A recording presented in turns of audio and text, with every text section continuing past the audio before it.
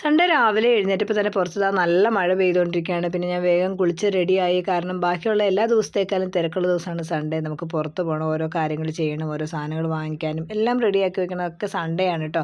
അപ്പോൾ നമ്മൾ അതിന് വേണ്ടിയിട്ട് റെഡിയാകുകയാണ്. അപ്പം ഞാൻ റെഡിയായതിന് ശേഷം ഞാൻ ദോശ ഇടാൻ തുടങ്ങി. ഇന്ന് നമുക്ക് റാഗി ദോശയാണ് കേട്ടോ ഇന്നത്തെ ബ്രേക്ക്ഫാസ്റ്റ്. കറിയൊക്കെ നേരത്തെ റെഡിയാക്കി വെച്ചു. മക്കളൊന്നും എഴുന്നേറ്റ് റെഡിയായി വരട്ടെ എന്ന് വിചാരിച്ചിട്ടാണ് പതിയെ ദോശ ഉണ്ടാക്കാമെന്ന് വിചാരിച്ചിട്ടോ. അപ്പോൾ അവർ എഴുന്നേറ്റ് കുളിയൊക്കെ കഴിഞ്ഞ് വന്നിട്ടുണ്ട്. ഇനിയിപ്പോൾ അവർക്ക് വേഗം ദോശയൊക്കെ ചുട്ടു കൊടുക്കണം. നമ്മൾ ആഴ്ചയിൽ 2 ദിവസം റാഗി ദോശ ഒക്കെ ആക്കും കേട്ടോ. കാരണം ഹെൽത്തി ആണല്ലോ വിചാരിച്ചിട്ട്. അപ്പോൾ ആ ദോശ ഇട്ടുകൊണ്ടിരുന്നപ്പോഴത്തേക്കും ബിനേഷ് ചേട്ടൻ എൻ്റെ അടുത്ത് വന്ന് ബിനേഷ് ചേട്ടൻ കഴിക്കുന്നു. അപ്പോൾ എനിക്കും കൂടി തരികയാണ്. പിന്നെ നമുക്ക് വേഗം ഇറങ്ങുകയും ചെയ്യാം. അല്ലെങ്കിൽ ഞാൻ ചിലപ്പോൾ മടി വിചാരിച്ച് ഒരു ദോശയൊക്കെ കഴിക്കത്തുള്ളൂ. അപ്പം എന്താ പറയുക, കുറച്ച് നേരം കഴിയുമ്പോഴത്തേക്കും എനിക്ക് വിശക്കാൻ തുടങ്ങും. അതുകൊണ്ട് ബിനേഷ് ചേട്ടൻ്റെ അടുത്ത് വന്ന് എനിക്കും കൂടി തരുന്നതാണ് കേട്ടോ. അപ്പോൾ ദോശയൊക്കെ കഴിച്ചിട്ട് നമ്മളിനിപ്പോൾ നേരെ ഇറങ്ങുകയാണ്. കുട്ടികളെ ക്ലാസ്സിലാക്കണം. അതിനുശേഷം നമുക്ക് ഒരുപാട് സാധനങ്ങളൊക്കെ വാങ്ങിക്കാൻ പോകാനുണ്ട് കേട്ടോ. അപ്പോൾ അത് കഴിഞ്ഞ് നമ്മൾ നേരെ പോയത് ബുക്ക് സ്റ്റോളിലേക്കാണ്.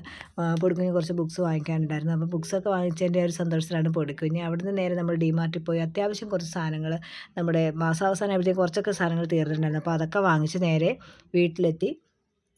അപ്പോൾ ഇന്ന് സൺഡേ സ്പെഷ്യൽ ബിരിയാണിയാണ് കേട്ടോ. ബിരിയാണി വയ്ക്കുന്നത് നമ്മളുടെ അന്ന് വാങ്ങിച്ച ഒരു പാത്രം ഉണ്ടല്ലോ, നമ്മൾ ആക്കൽ സാധനങ്ങളൊക്കെ കൊടുത്ത് വാങ്ങിച്ച് ബിരിയാണി വയ്ക്കാൻ ഒരു പാത്രം വാങ്ങിച്ചിട്ടുണ്ടല്ലോ. അപ്പോൾ ആ പാത്രത്തിൽ ആദ്യത്തെ ബിരിയാണിയാണ് കേട്ടോ ഇന്ന്. അപ്പോൾ അതുകൊണ്ട് അതുകൊണ്ട് ലാവിഷാക്കിയേക്കാൻ നേരം നല്ല അടിപൊളി ബിരിയാണിയൊക്കെ സെറ്റാക്കി അന്നേരത്തേക്കും നമ്മുടെ കേദാർ പാത്രമൊക്കെ തുടച്ച് എല്ലാം റെഡിയാക്കി വെച്ചിട്ടുണ്ടായിരുന്നു. ഇനിയിപ്പോൾ നമ്മൾ വേഗം ബിരിയാണിയൊക്കെ കഴിച്ച് ഇരിക്കുകയാണ്.